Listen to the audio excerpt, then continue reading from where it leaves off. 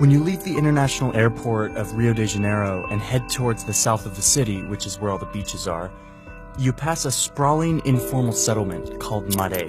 It's one of hundreds of neglected shanty towns like this in Rio. It goes on for miles. But when you pass by there today, all you see is this wall.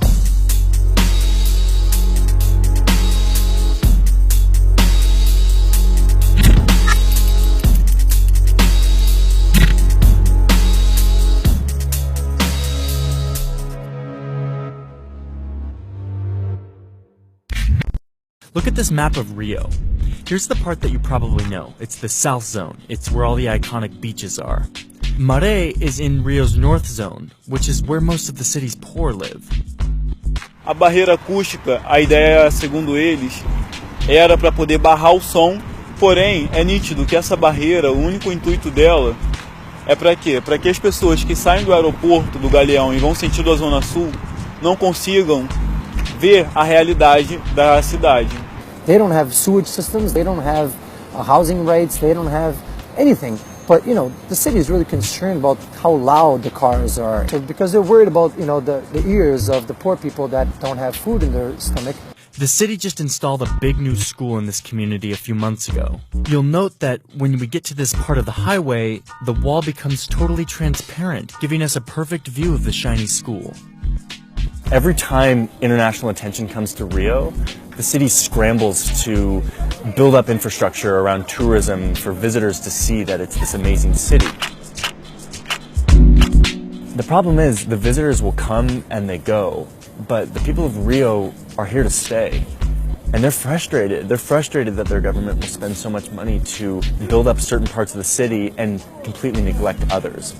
The Olympics is no different in this case. In fact, it's probably the biggest excuse Rio has to pour tons of money into making the city look good. This is Patricia. She rides the buses here in Rio and has noticed a major change in the bus routes recently. It used to be a line who left Ramos, who is in the North Zone, to Cosme Velho, where we have the Christ. And this line was extinguished. Patricia is showing me a few examples of the 11 bus lines that were cut between the poor North Zone and the touristy rich South Zone, all in preparation for the Olympics. It's now much harder for a resident of the North Zone to get down to the beaches of Ipanema or Copacabana. So why cut the bus line? If all of these black people, poor people, barefoot people are there, it's like, no, we have to clean this. And they always wanted to clean, but now they have a purpose, they have a deadline to do this. If discriminatory bus lines are bad, here's where it gets worse. So back to this map. Out here in the west is a place called Baja. R's are pronounced like H in Portuguese. This is a new part of the city where a lot of the Olympics action is happening. It's where the Olympics Park is going to be built. And because of this, it's home to what one real estate publication is calling a cosmopolitan awakening. Tons of real estate investment. And of course, a bunch of dramatic promotional videos to go with it.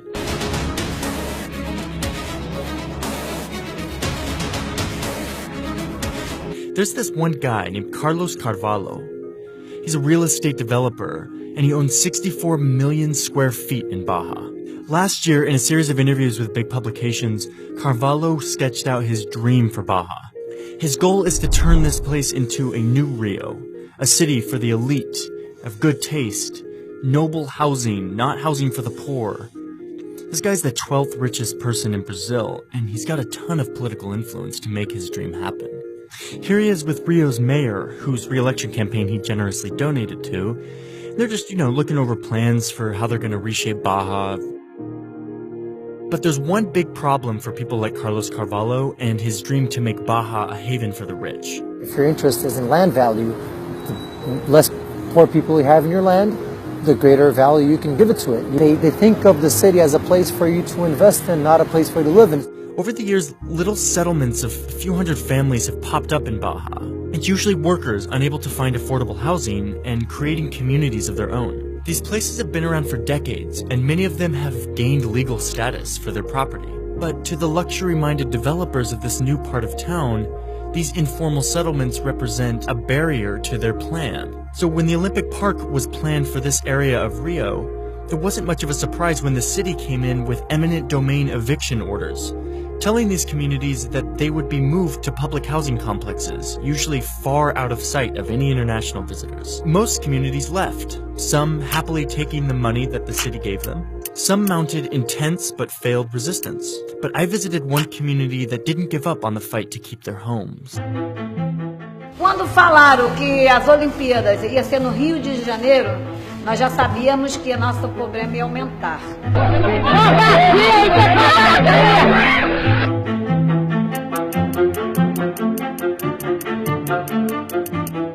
Villa Autódromo was a community of around 600 families near where the Olympic Park is being built.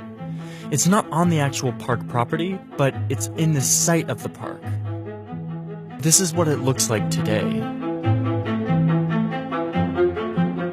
People chose to go there because there was no drug trafficking or militia. It was very safe, very good sense of community, near jobs, near schools. It's hard to know that when you just visit the community, but you kind of get a sense of that by seeing the people who are still resisting, you know, because they're holding on to that memory and they want to keep some of that alive. After years of fighting with the city hall, only 20 families of the original 600 remain in this community. Fierce protesting and a flurry of international press got the mayor to finally concede, saying that the 20 families could stay on condition that the city would build them nicer-looking homes, lest, heaven forbid, the international community catch a glimpse of the real Rio. Tínhamos árvores frutíferas que nos alimentavam, que nós plantamos, e não vamos ter que refazer isso tudo novamente. Cada canto daquela casa foi construído com muito carinho, as árvores, as plantas. O que impede a Vila Autódromo de permanecer do lado do Parque Olímpico? É alguma razão urbanística? Não, não é. É uma razão uma razão dos interesses econômicos que estão ligados à valorização imobiliária. Não tem outra razão. Apesar de eu ter me preparado antes, eu sabia que um dia minha casa ia ter que ser demolida, mas para mim esse período foi o pior momento de toda a luta. Through the long fight, some of Villa Autódromo was able to stay. But this is rare. Most communities that receive eviction orders no longer exist. At least 77,200 people have been removed from their homes in Rio de Janeiro since 2009. That's according to government data. And much of this is to make way for infrastructure and real estate projects associated with the World Cup and the Olympic Games. So it's kind of a shame because the Olympics ends up coming in and kind of whitewashing areas and creating and reframing them. And, you know, you lose a lot of the personality of the city.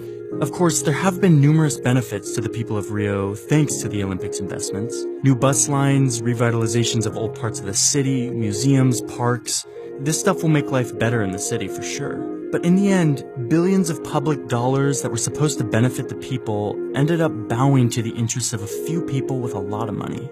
And instead of investing in the underserved, Rio will once again hide them from view.